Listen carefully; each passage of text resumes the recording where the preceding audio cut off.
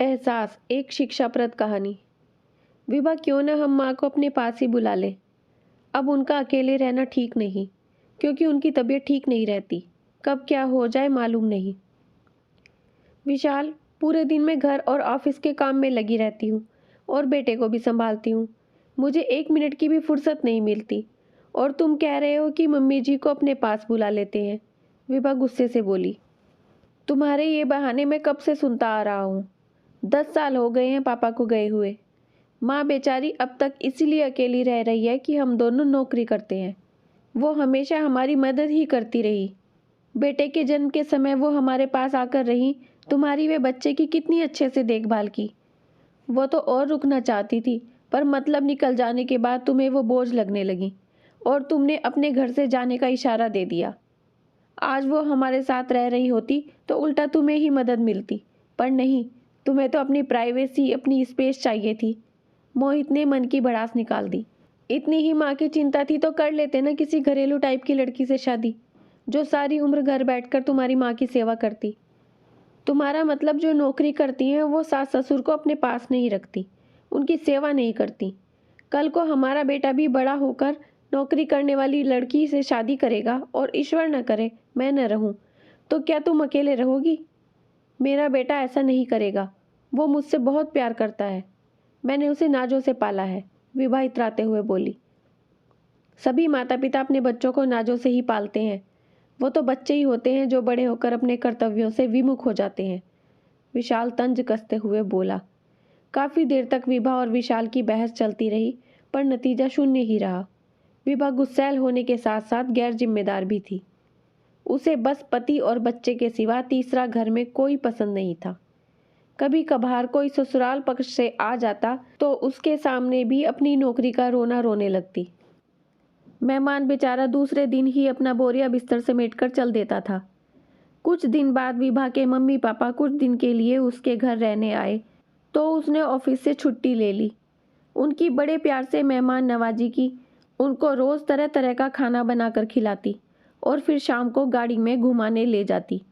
दिन भर उनकी सेवा में लगी रहती तो भी उसके चेहरे पर शिकन तक दिखाई नहीं देती। विशाल भी दामाद होने का फर्ज पूरी तरह निभा रहा था। उनकी सेवा में उसने कोई कसर नहीं छोड़ी थी। विभा के माता पिता खुश थे, और होते भी क्यों नहीं। बेटी दामाद उनकी इतनी अच्छे से खातिरदारी जो कर रहे थे। एक दिन विशाल ऑफिस से जल्दी घर आ गया। ससुर जी ने दरवाजा खोला और उससे जल्दी आने का कारण पूछा तो वो बोला, सिर में दर्द हो रहा है। विशाल सीधा किचन में चला गया। विभा अपनी माँ के साथ बातों में इतनी मशगूल थी कि उसे विशाल के आने का पता तक नहीं चला। विभा की माँ उससे कह रही थी, बेटा हमारे जाने का टिकट करा दे, बहुत दिन हो गए हैं हमें आए हुए। तुझे छुट्टी लेनी पड़ रही है और हमारी वजह से कितनी तकलीफ भी उठानी पड़ रही है। काम भी कितना बढ़ गया है तेरा। अरे माँ, मेरी छुट्टियों की चिंता मत करो, बहुत छुट्टियां हैं मेरे पास। और जहाँ तक बात है मेरी तकलीफ की, तो अपने माता पिता की सेवा करने में कैसी तकलीफ, ये तो मेरा फर्ज है। विभा माँ के गले में बाहें डालते हुए बोली। विभा की बात सुनकर विशाल के सब्र का बांध टूट गया। वो ताली बजाते हुए किचन में आया और तंज कसते हुए बोला, सही कहा तुमने विभा, अपने माता पिता की सेवा करने में तकलीफ कैसी, सारी तकलीफ तो सास की सेवा करने में होती है। क्यों, ठीक कह रहा हूं ना मैं? विशाल की बात सुनकर विभा को जैसे जोर का तमाचा पड़ गया हो, और उसकी माँ तो बस विशाल को एकटक देखती रह गई। ये क्या कह रहे हो विशाल? मैं तुम्हारी बात का मतलब नहीं समझी, विभा अनजान बनते हुए बोली। मतलब समझी नहीं या फिर समझना नहीं चाहती? विशाल को यूं गुस्से में तमतमाते हुए देख विभा की माँ घबरा गई और बेटी को इशारा करके चुप रहने को कहा। दामाद जी, आप ऑफिस से थके हुए आए हैं, पहले चाय पीकर थोड़ा आराम कर लें, फिर बात करते हैं। माहौल बदलने के लिए विभा की माँ बोली। विभा को लगा आज तो उसकी पोल खुलकर ही रहेगी। वो विशाल से मीठी मीठी बातें करने लगी। लो, गर्मा गर्म अदरक वाली चाय पी लो, थकावट दूर हो जाएगी। साथ में कुछ और चाहिए तो बताओ। रहने दो, मुझे तुम्हारी सेवा की कोई ज़रूरत नहीं है। मुझे जो चाहिए होगा मैं अपने आप ले लूँगा। विशाल बेटा, आखिर तुम आज इतने गुस्से में क्यों हो? क्या हमसे कोई गलती हो गई या फिर ऑफिस में किसी से झगड़ा हुआ है? विभा के पापा दुखी होते हुए बोले, पापा आपसे कोई गलती नहीं हुई, गलती तो मुझसे हुई है जो मैंने अपने लिए ऐसा जीवन साथी चुना जिसे ना मुझसे ना मेरी माँ के सुख दुख से कोई लेना देना है। उसके लिए बस अपनी नौकरी और अपने परिवार वाले ही मायने रखते हैं। विभा के पिता आश्चर्य से उसकी ओर देखने लगे। उन्हें तो विभा की बातों से हमेशा यही लगता था कि वो नौकरी के साथ साथ अपने घर परिवार की जिम्मेदारियां भी बखूबी निभा रही है।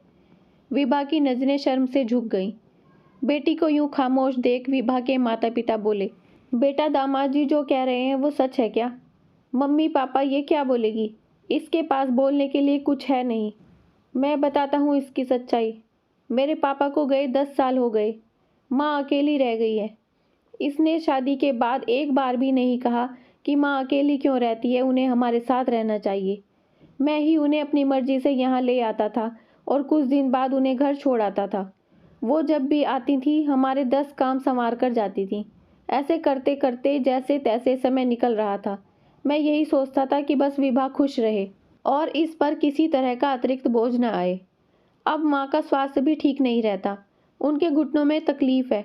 वो बेचारी बड़ी मुश्किल से अपना गुजारा कर पाती है।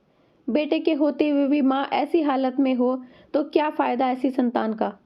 बस मैंने आपकी बेटी से माँ को साथ रखने की बात कही तो इसने अपनी नौकरी और घर का वास्ता देकर इतना क्लेश किया।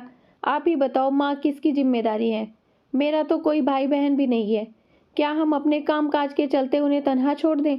कहते कहते विशाल की आंखें भर आई।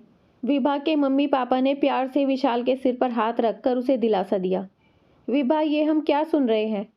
उसकी माँ उससे बोली, बेटा जैसे तू हमारी खातिरदारी कर रही है, हमें इतना मान सम्मान दे रही है, ऐसे ही विशाल का भी मन करता होगा कि वो अपनी माँ की सेवा करे, उनके साथ रहे।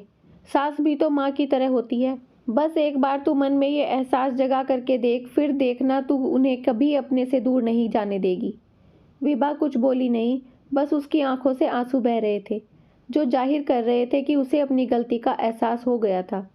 मम्मी पापा के जाने के बाद वो स्वयं जाकर अपनी सास को लेकर आई। अब तो विशाल से ज़्यादा विभा अपनी सास को प्यार करने लगी थी।